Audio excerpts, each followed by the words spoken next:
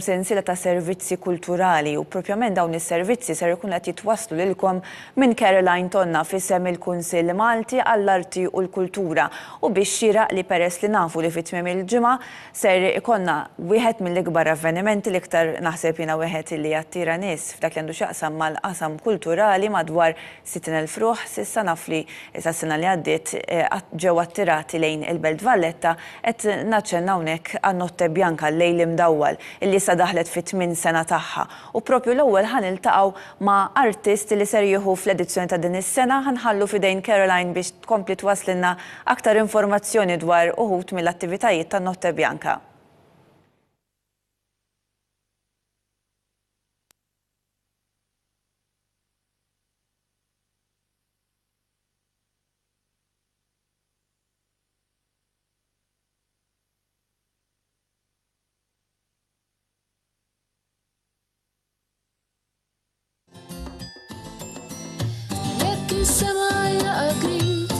Sal-waqda nitlelli jekk jitġarraf dan is-suq waqqaf ħsiebek bil-furu jekk niftakar biss l-irmiel sib minn sabrek mal-uliet tal-ġamra ħamra tinnodu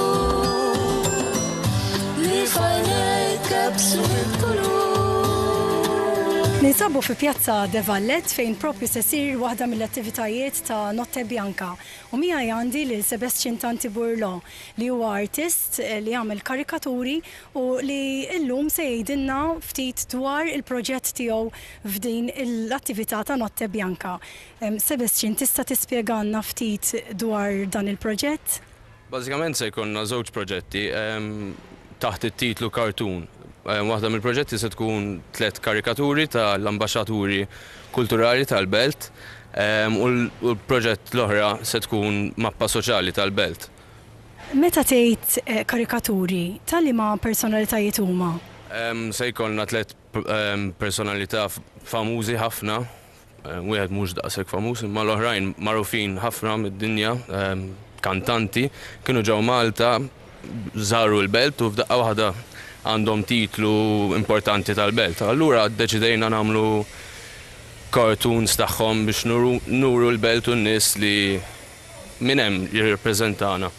Sewa, meta qed tgħid mappa soċjali, meta naħsbu f'mappa aħna ikun hemm l-art tkun maqsuma f'partijiet fejn din tiġi implementata biex ngħidlek pjan urban. F'dan il-każ kif se tkun din il-mappa u għala soċjali? L-idea ta' mappa soċjali kienet mappa li ma tajt xejn, għandek bażikament l-istruttura t-toroq tal-Belt f'dal-każ, imma m'hemmx informazzjoni. L-informazzjoni trid tiġi minn nies. Allura normalment mappa itik 2-dimensional feel għal post li hu 3-dimensional u xi ħadd jgħidlek fejn huma l-postijiet, kif tmur post x'hemm u x'hemmhekk.